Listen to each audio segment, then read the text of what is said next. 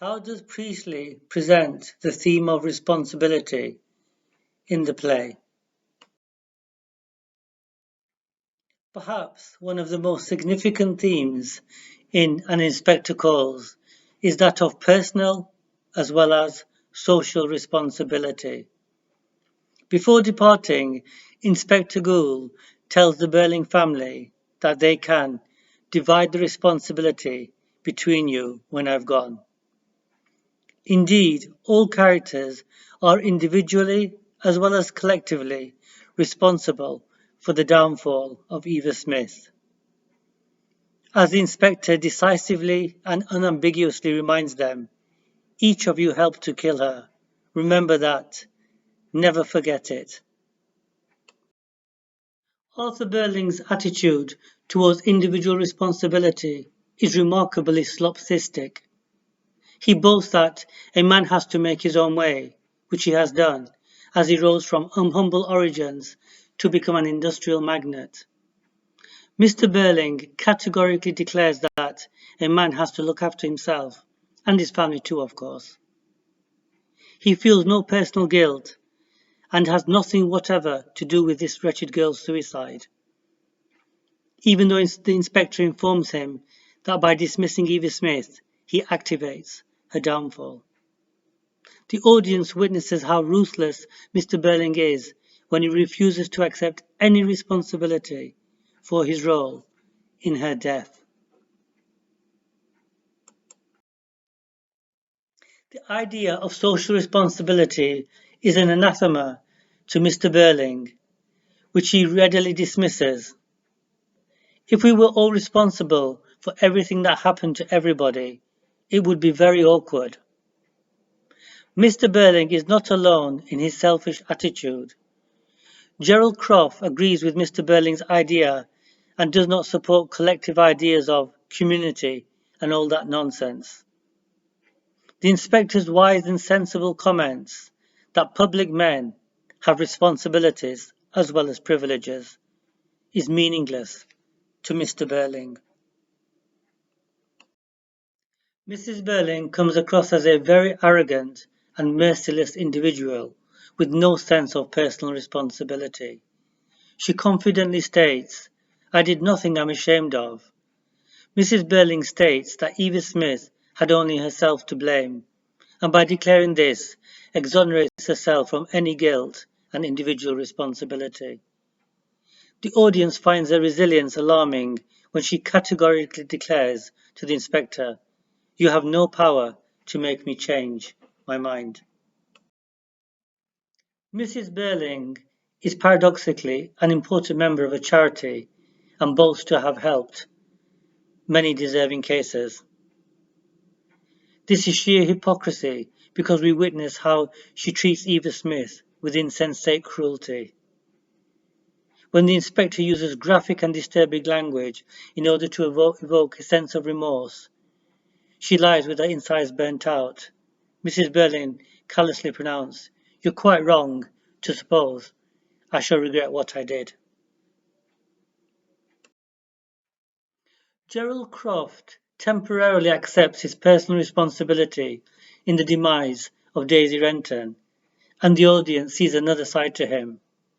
Before going for a walk, Gerald Croft confesses that he is rather more upset by this business than I probably appear to be. However, when Gerald returns in Act 3 with the startling revelation that the inspector is an imposter, he returns to his former ways, which indicates he does not accept any personal responsibility for his past wrongdoings.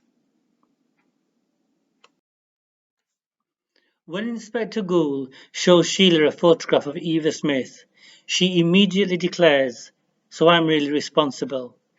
She does feel desperately sorry about what she has done. By admitting her mistake, Sheila develops as an individual by accepting personal responsibility for her role in the ruin of Eva Smith. Sheila Birling's sense of social responsibility can be seen by the way she reprimands her father for sacking Eva Smith and telling him directly that these girls aren't cheap labour, they're people. Sheila is also appalled at her mother's violent, cruel behaviour towards Eva Smith and does not disguise her feelings. When Sheila confidently states, "Between us, we drove that girl to commit suicide," she wants her parents to admit their collective responsibility in the downfall of Eva Smith, but fails. Eric plays a decisive role in the downfall of Eva Smith, which he acknowledges and is never likely to forget. The audience sympathizes with him because he readily accepts individual responsibility and feels very guilty about his actions. Eric is ashamed of his behavior and shows that he's capable of changing for the better. He and his sibling represent the younger generation who are more impressionable and therefore give hope that society can improve if people accept a sense of individual responsibility. Eric Birling possesses a genuine sense of social responsibility. He makes it very clear to Mr. Birling that he cannot understand why Eva Smith was sacked just because she had a bit more spirit than the others. Moreover, Eric is exasperated with his mother's inability to even momentarily entertain the idea of social responsibility. You turned her away when she most needed help. When Eric states what happened to that girl and what we did to her that matters, he wants his parents and Gerald to admit they have collectively done an unforgivable wrong. An Inspector Calls is set directly before the First World War and was performed just after the Second World War in 1945. In 1912, the British government did very little to help the poor, the sick, the old, and the vulnerable. Look what happens to Eva Smith when she desperately needs help.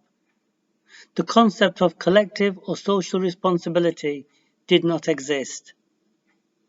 Helpless individuals were at the mercy of whims of nefarious wealthy individuals. As Eric bitterly reminds his haughty mother, you refused her even the pitiable little bit of organized charity you had in your power to grant her.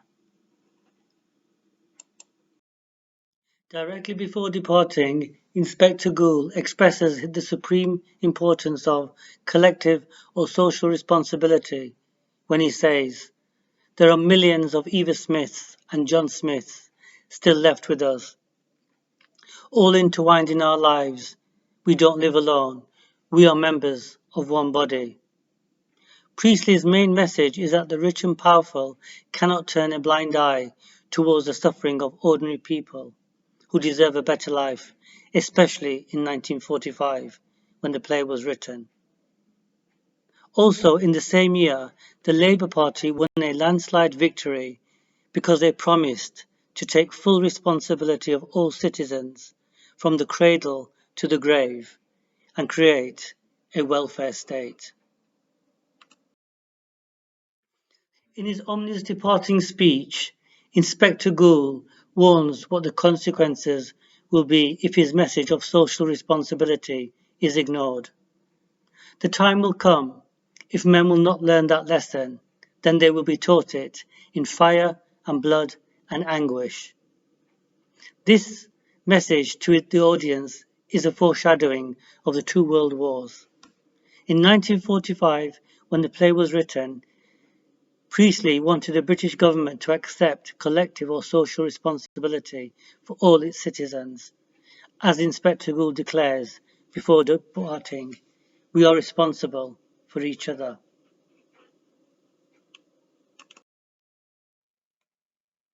Perhaps the inspector's unexpected arrival is an unpleasant reminder that social responsibility is essential in any society and cannot be ignored.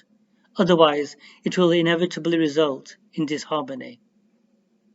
Inspector Gould wisely remarks, "We have to share something. If there's nothing else, we have to share our guilt." Both Sheila and Eric have a sense of responsibility, and this gives hope that society can change for the better. Mr. and Mrs. Birling, and Gerald Croft to a certain extent, by refusing to accept any responsibility, be it individual or collective, show the audience that they are morally bankrupt and their vast wealth and powerful upper class status proves to be worthless.